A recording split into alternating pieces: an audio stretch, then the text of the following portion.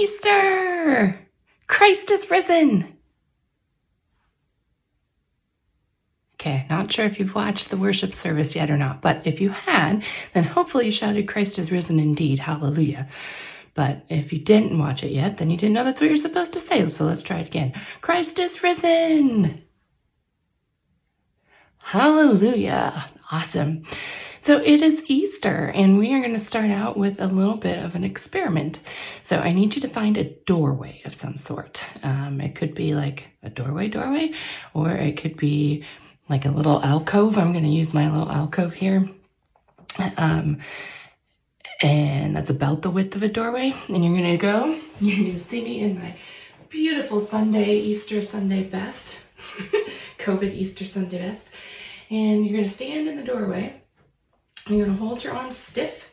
And you're going to press against each side. So we're not just flopping like this. We're actually pressing your arms to each side. So you're trying to push your arms and your hands right through the walls on either side. And we're going to hold this for 30 seconds. Ready? And go. Here's the deal though, staring at me for 30 seconds is way too long. So I'm going to give you something else to look at instead, like this cute bunny.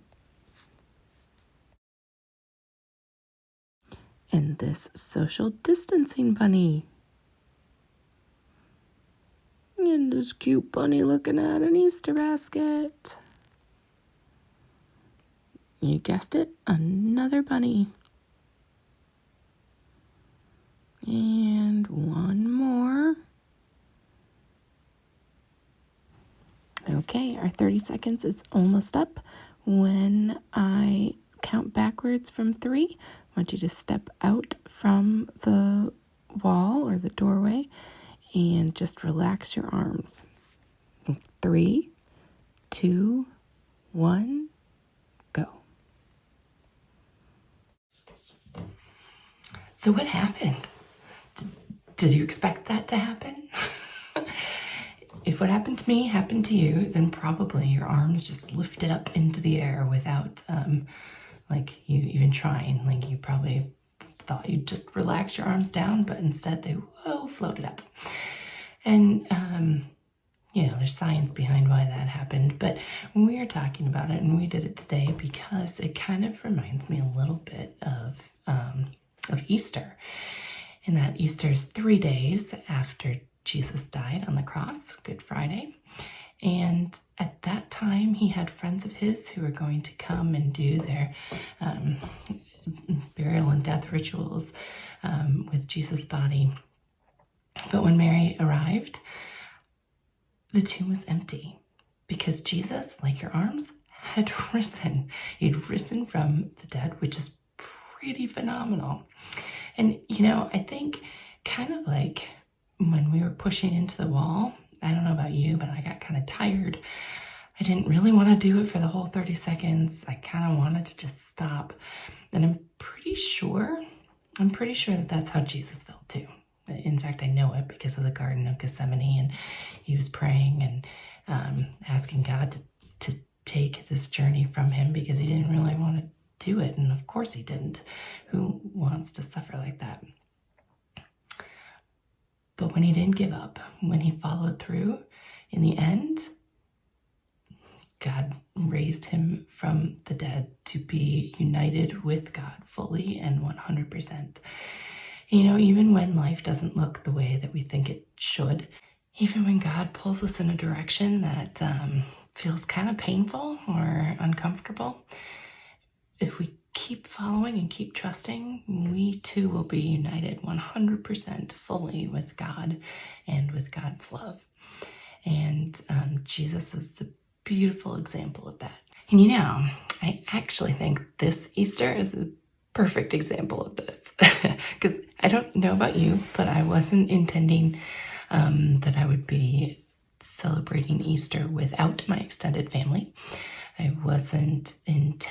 didn't expect that I would be watching Easter worship at my own home on a screen instead of being in community with you all.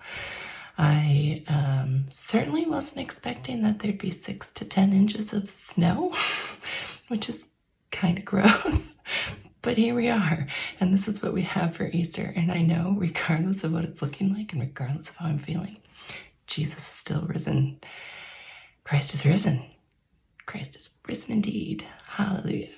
So I'm going to give you a sneak peek of the cross, our lawn art, because I don't know if you'll be able to see it for a little bit because it might be covered in snow. So enjoy a happy Easter, and yeah, I hope you're all doing well. Bye. How the Virus Stole Easter by Christy Bowther from the blog This Side of Heaven. 'Twas late in 19 when the virus began, bringing chaos and fear to all people, each land. People were sick, hospitals full, doctors overwhelmed, no one in school. As winter gave way to the promise of spring, the virus raged on, touching peasant and king. People hid in their homes from the enemy unseen. They YouTubed and Zoomed, social distanced and cleaned. April approached, and churches were closed. There won't be an Easter, the world supposed. There won't be church services, and icons are out. No reason for new dresses when we can't go about. Holy Week started. As bleak as the rest, the world was focused on masks and on tests. Easter can't happen this year, it proclaimed. Online and at home, it just won't be the same. Maundy, Thursday, Good Friday, the days came and went. The virus pressed on, it just would not relent. The world woke Sunday and nothing had changed. The virus still menaced the people estranged. Pooh-pooh to the saints, the world was grumbling. They're finding out now that no Easter is coming.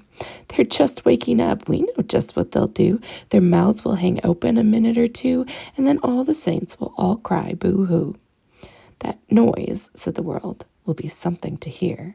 So it paused, and the world put a hand to its ear. And it did hear a sound coming through all the skies, and it started down low, then it started to rise.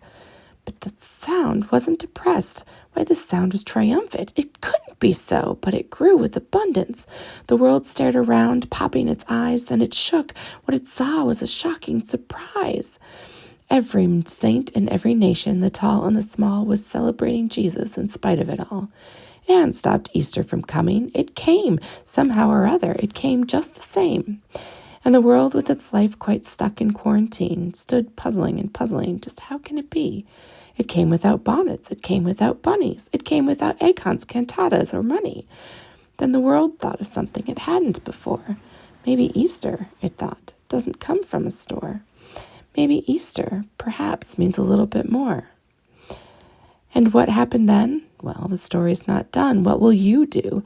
Will you share with that one or two or more people needing hope in this night? Will you share the source of your life in this fight? The churches are empty, but so is the tomb. And Jesus is victor over death, doom, and gloom. So this year at Easter, let this be our prayer, as the virus still rages all around, everywhere.